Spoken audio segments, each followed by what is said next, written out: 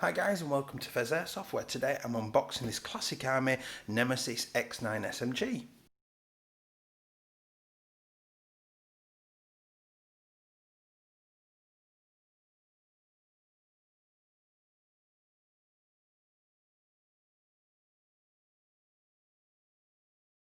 Hi guys and welcome back. If you do enjoy my video today, please do like and subscribe because you'll be really helping me out. So here we've got the Classic Army X9 Nemesis SMG. Now Classic Army is a brand I used to know quite well. When I first started airsofting, you pretty much had two main competitors, and they were Classic Army or Tokyo Marui. And I thought Classic Army had pretty much all but disappeared due to Chinese airsoft guns. Obviously, that is not the case, and here they've got something new and a little bit different out. Now, I know a lot of people are going to say straight away, it's just like the ARP9, and there is a lot of similarities. But, you know, we'll leave it, and we'll just focus on what this is. So, nice looking box. JTAC Customs did send us this. Unfortunately, this is in the middle of the coronavirus lockdown, so I can't go and show this being shot, and I've only got it long enough to do a unboxing and a quick disassembly, and then it's got to go back. So obviously my knowledge outside of that could be quite limited. So the box itself is plain in most areas. It's not even really a label to indicate what's in there. So, but it is a nice looking box generally. So you've got a foam liner, get that out of the way. You've got a little bit of a manual in there showing you how to get into the battery compartment and adjust the stock and things. Let's just have a look and see if that's a thing. Is that a, oh my god, it's a gun bag. So, inserting the battery, extend the stock, that comes out. There's the stock, how to load the mags, how to adjust the hop unit. And there is, oh wow, there is actually, and then I didn't realise that it actually had a programmable MOSFET system in it. We'll have a look at this shortly. So manual in there. Then we've got, now that, I actually really like Classic Army, that is a cool feature. So that is a Classic Army gun bag, like a canvasy sort of material. That is quite cool, that. I'm impressed with that. It's a nice little extra. You then got a little speed loader. You got your magazine, and then there it is. Do you know what? I wasn't a massive fan of the ARP9, but for some reason this is kind of working for me. Now that is really heavy, especially considering the size of it. That is a teeny tiny little sort of piece of kit, and it's got some weight to it. That's not, oh there we go. It's you need a good firm press in there. I love the little American flag there on the dust cover. So you've got sort of, I think it's a 6-inch front rail there with your tiny little muzzle brake in the front there. It's quite different, quite aggressive looking. Obviously it's very compact. Your stock is 2 positions, so it's all the way out or it's all the way in. There's no in between. Even the stock, even that is metal, so there's no wonder this thing weighs a ton. Because other than the mag and the pistol grip, everything else appears to be made out of metal. So this thing is going to take an absolute pounding and not even bat an eyelid. So to remove the front rail, I'm guessing it's that screw there, but we'll look at that in the disassembly. So you've got a cool little bit of M-lock going off here, so you can chuck some rails on, maybe get a torch on there, a little vert grip, if that's your sort of thing. I would have liked to have seen them actually throw in a couple of little M-lock rails like KWA do with their stuff, just to give you something to get started, but it's by no means a deal breaker. You've then got, obviously it's very much looks like it should be an M4 variant, an AR variant. I love the trigger, that's a nice little trigger. I don't know if you can hear that click. It sounds like a micro switch going. Nice, quite short little trigger pull there. We'll get a battery in it shortly once I've had the chance to chrono it. The magazine is quite firm in there. It does need a little bit of a tap on this one, it might just bed in over time. Obviously, you've got a bit of a blanking plate here because the mag would traditionally be an M4 style mag. Obviously it's not, it's much smaller, so you've got this filling out the gap, but it is quite generally M4 based. Lower, beautifully comfortable pistol grip. Classic Army, I am pretty impressed with that, how comfortable that is to hold. The selector is ambidextrous as well and clicks really firmly into each position. It's not going to be easy to catch that and knock it, you really have to work it to get there. Charging handle exposes a blue plastic hop, so that looks very similar to the kind of blue plastic that we get like in a SEMA. I'm not saying it is the same, it just looks sort of very similar, but it looks like quite a different hop design, but mostly based off an M4 sort of style design by the looks of that. Got a nice, just wondering if, no, the bolt release doesn't lock back the ejection port or anything. It's just as it is, so you're going to have to hold it back and adjust your hop. And it says hop is down, so to put hop on, ooh, it's a nice firm click. You know, that's not going to unwind easily. That's going to be a nice firm adjustment that you're going to have to do there. Let's just get that wound back up. That's cool. You got nice little flip up sights they're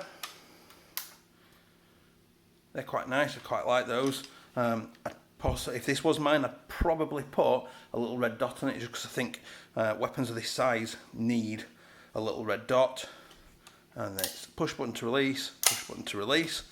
Then you've got your stock, and it looks like the battery compartment. I'll just release the stock all the way out if I can. Or not. We'll figure that out later. Oh, you've even got, that's a nice touch there, you've got a sling loop there, rear sling loop, just to get your sling in. This thing's heavy, you're probably going to want to put a sling on it at some point. I can't get over how heavy this thing actually is. But there is a screw in there that you need to remove to get in, I believe, to the battery compartment. So I'm going to grab some tools, grab some batteries to see how it fires, and then we'll do a chrono as well, and we'll come back with some final thoughts. So after looking for a few seconds, I did figure out that actually you just pull on this little tab, and then the battery compartment slides slightly and then lifts away. Now you've got in there, it looks like they've been colouring that in to make sure they know which side is the positive wire. Now the battery compartment's pretty long actually. I'm not sure it's sort of amazing, but it's not bad. But that said, I have quite happily just fit in the normal 2200 milliamp 7.4. I don't think that'll even get close. It doesn't even get close. It gets two of the things in, and that's it. So that's the 2200 milliamp 7.4 volt Neutral LiPo that we usually do these test fires with. So I'll just drop that in, and I'll connect that up, and there is enough room with the wiring that could sit inside of there. I'd possibly go for a little bit smaller dimensions than this one, but it's up to you. So I'll plug that in. Wasn't sure if there'd be a little tune like the SEMA one, or if there'd be like a vibration to confirm it's booted up. So we'll go to safe, nothing, semi. It's a tiny little trigger pull. I do like that. Full auto. That's pretty nippy. That I'm quite impressed with that. It's loud. It's really, really loud. I'll be honest. So let's go to the 11.1. See what this is like, and well, we know what this is going to be like. This is going to be absolutely crazy good. So safe, absolutely nothing. Semi, you can just hear it instantly. Full auto. You know, I've said this in a few comments recently on some of the videos. I can see why Americans love 11.1 so much, because that is crazy, crazy good. So just have a quick look at the programmable trigger. So it says it's equipped with an electronic control system in lieu of trigger switch. Can be reprogrammed for 5 different shooting settings. Unloaded. So semi. Let's have a look. So you can have basically these firing modes that you can set. So you can have safe semi full, safe semi 3-shot burst, safe 3-shot burst full, safe 5-shot burst full, and safe semi, and it tells you how to go through. Depress trigger for 5 seconds until you hear audible beeps. Release the trigger and the gun will continue. So let's have a look. So let's have a look at this. So it says depress trigger for 5 seconds until you hear audible beeps. Release the trigger and the gun will continue to beep. The beeps will represent your current gun setting. To progress, depress the trigger and hold for 3 seconds. Release the trigger once the beep sequence changes. If you wish to continue changing, once you've to full position, allow the setting. Right, so let's stick a battery in, and let's put it to semi, 5 seconds. Ooh.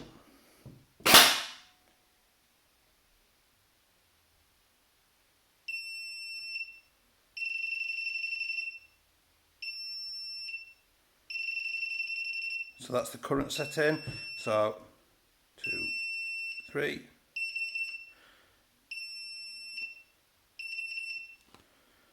So we're off the default, we're now on to safe semi 3-shot burst. So I'm going to put it to full. So that's now saved. So if we go back to safe, nothing, semi, nothing, nothing, single shot, auto, 3-shot burst. So it is programmable, just simply to change your firing modes, but having that is pretty cool. To reset it again, I'm pretty safe. So semi, 5 seconds till get the beeps.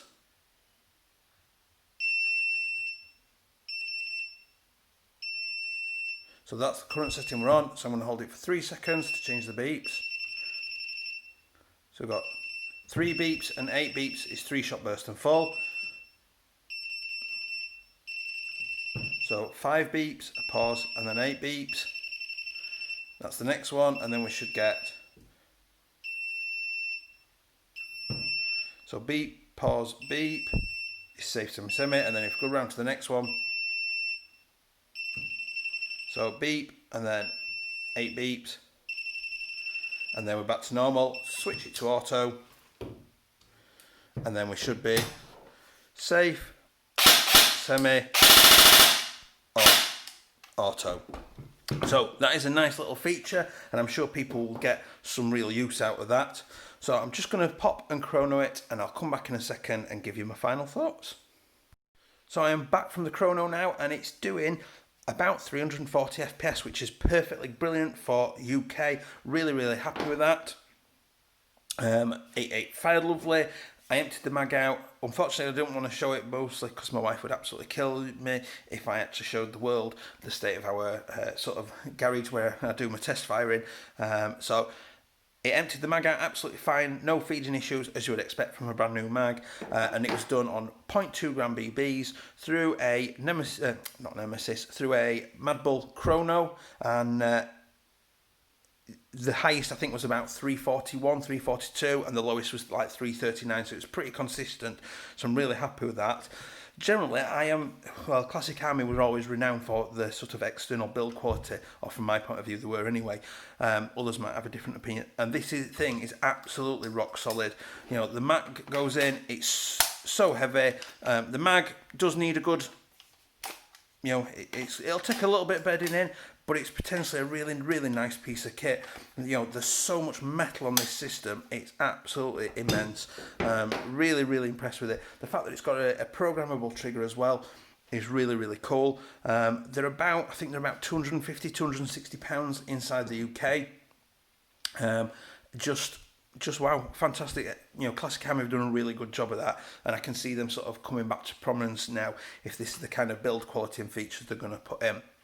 So I hope that's been useful to you. I will leave the usual photos, and I'll do a disassembly video in the future for people to have a look at the internals.